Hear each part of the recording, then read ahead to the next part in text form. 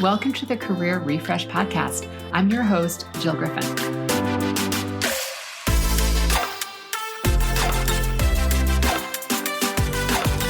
I'm a former media and marketing executive turned career strategist and executive coach. I spent my career working my way up and through the ranks of global organizations and startups, and today I show others how to do the same.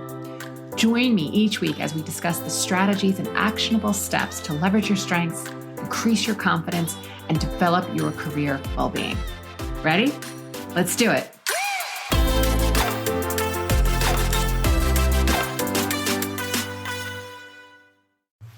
Hey there, and welcome back.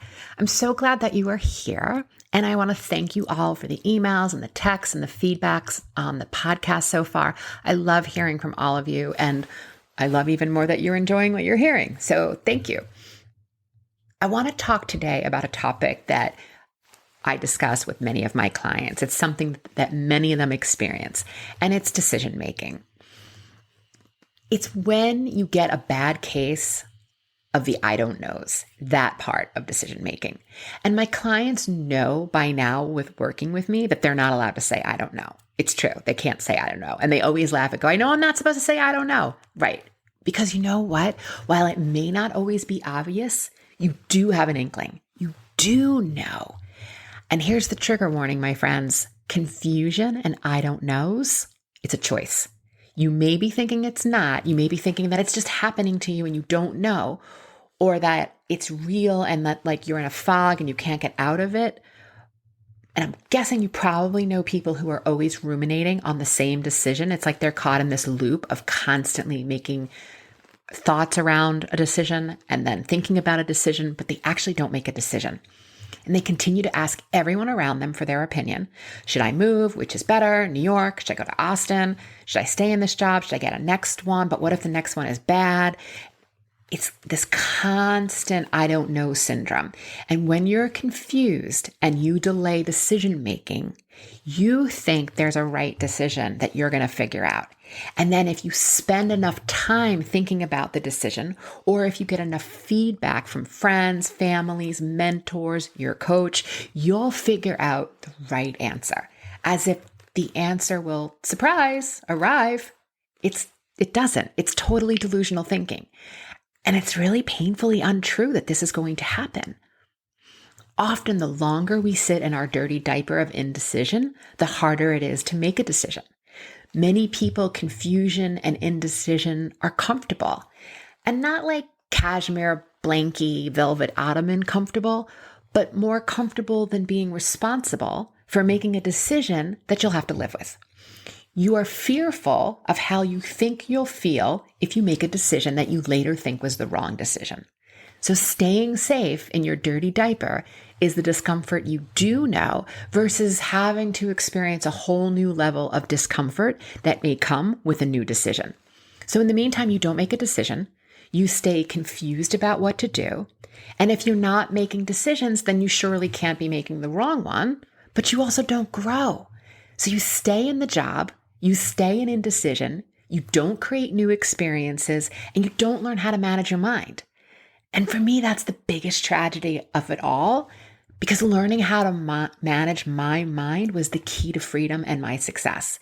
It was the highest level of agency that I could experience. And before I learned how to wrangle my brain, I thought that if I could manage my confusion by waiting for a definitive sign or new piece of information to show me what to do, then I would know. So gathering facts is important, but I realized that I was hoping that that data, that new data, was going to make me feel good or better about my decision. And data doesn't make me feel good. Data doesn't make you feel good. Data doesn't make anyone feel good. It's your thoughts about the data. Only your thought about the data is what can make you feel a certain way. So here's what usually happens.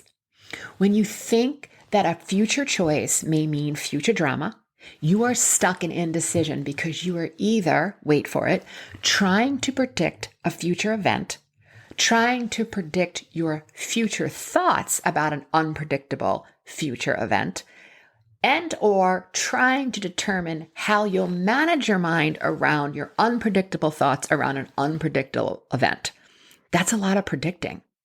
I'm tired just saying it. Are you tired doing it? It's exhausting. You don't make a decision because you think the future decision will create a feeling that you either won't know how to deal with or you won't know how to manage. And this happens because you don't realize that you can control your brain. And circumstances or situations that are external to ourselves don't create our feelings. Your thoughts do. So it's kind of funny because how can you possibly think of every scenario that could go wrong, to think of how you'd predict your future, to think how you'd manage your feelings? You can't. And you fall into the I don't knows, or what I call the IDK syndrome. And it's a sign of an unmanaged mind. You are accepting the IDKs in the now, in the present, and you are believing that you will also not know how to manage your brain in the future. It's like saying, I may have a thought and feeling I don't know about, and it's something I can't predict, and I won't know how to handle it, so I won't make a decision right now because I won't know. So today's uncomfortability wins against tomorrow's uncertainty. Ugh, it's no wonder you don't want to make a decision. So, ready for the best news ever? You get to decide to make a choice and to choose your thoughts and to choose your feelings. So by now you're probably thinking, okay, Jill, so how do I actually do this? Let's get clear on what a decision is. A decision is a committed thought with a committed action. And I love when someone says to me, oh, I decided to leave this job last year, and then reveals that they haven't taken any action because they didn't want to make the wrong decision. My friend, you didn't make a decision. You didn't decide anything. You had lots of thoughts, but you didn't take an action. Again, a decision is a committed thought with a committed action. A decision is, I'm going to leave this job by the end of the year, and I'm going to make 5 networking outreaches calls each week. See, it's a thought, I'm going to leave this job, and an action, I'm going to make 5 networking calls or outreaches each week. Ready for my reco on how to get out of indecision? Step 1, don't allow yourself to wallow in the IDK syndrome. Ask yourself, what if I did know? Step 2, ask better questions. When you get better questions, you get better answers. So you ask the better question and then you answer your own question. Hal Gregerson talks about this in his book, Questions Are the Answer. It's a really great read. I recommend. So example, instead of asking yourself, should I questions, which feels a bit weak and a bit wobbly, ask yourself, what should I do, which comes from a place of power, and then answer the question. So instead of saying to yourself, how can I get a new job? Ask yourself, what can I do to find a new job? Do you see the difference? There's a different energy and feeling when you come from the place of power and asking yourself a better question. Step 3, know that you are not making a decision because you are having a thought like, I don't know what to do, which creates confusion. And confusion only exists until you make a decision. When you are tempted to say, I don't know, pause, neutralize the thought. Say to yourself, I'm learning to figure this out. I'm going to figure out what I want to do. Once I make a decision, I will not be confused anymore. Do you see the difference in that energy? Step 4, you don't have to have all the facts to make a decision. You don't have to know what someone else is thinking. You get to decide right now, how do you want to think and feel regardless of what someone else is doing or thinking. So if your thought is, I don't know if I should wait to hear if I'm the candidate for this internal promotion or do I look for another job, you get to decide right now if you are going to wait until the end of the quarter.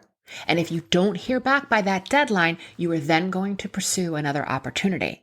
This doesn't come from a victim-y drama mama place, but from a place of possibility. Again, you've made a thought, you have a committed action. That's a decision. Or if you don't hear by that deadline, by the end of the quarter, you may decide that you're going to reset the timeline and give it more time, and you're clear and you're making that decision. But you gave yourself the gift of decision, the gift of a managed mind. It's freedom, my friends, because you are not constantly re-questioning your decision every day. And remember, that wouldn't be a decision because if you haven't committed to a thought and an action, it's not a decision. You will free up so much mental space. You are not in decision fatigue. You are now choosing that you are going to wait to the end of the quarter before you look elsewhere. You now get to focus on the job in front of you, be your best self, show up every day because you've made the commitment that you are not going to readdress this until the end of the quarter. And if the decision you want to make is around another person and you feel confused by how they're behaving, you get to make a decision right now how you will respond, what you'll do, and not be wishy-washy. You're not going to wait for them to make you feel a certain way because they can't make you feel a certain way. Only you can make yourself feel a certain way. You don't need to get them. You don't need to understand them. You don't need to know the Queen's Gambit opening in order to know how to play it. You don't. You get to choose. How is it possible? You choose, you decide, because no one can make you feel any way. You make yourself feel a certain way. This is why people on reality shows need coaches, because they think that someone else has made them feel bad. Nope, get a coach, manage your mind. But I digress. Step 5. There are no wrong decisions. If you don't like the results and the feelings you've created, manage your mind and choose again. To recap, I don't know is a thought, and we get to choose our thoughts. There may be a teeny whisper of an idea in there. If not, ask yourself questions or get a coach. You don't need to know how someone else thinks or feels in order to create your results and in order for you to make decisions. This is your career, silly. It's your life. You get to know how you want to feel, even if you don't know how to get there just yet. Get quiet. Get curious. Follow that curiosity. I bet you do know. That's what I have for you, my friends. Send your questions to hello@Jill Griffin Consulting. I love answering them, and I may even answer your question on a future podcast. Until next time.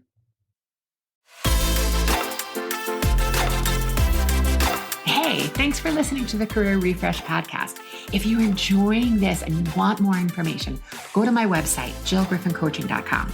There you can find information on how to work with me one-on-one or my group programs, or even bring me into your workplace. I'll put the link to my website in the show notes. But hey, listen, before you go, do me a favor, rate and review this podcast because it definitely helps me get the word out to people everywhere so that they can also thrive in the workplace. All right, friends, I appreciate you. I'll see you soon.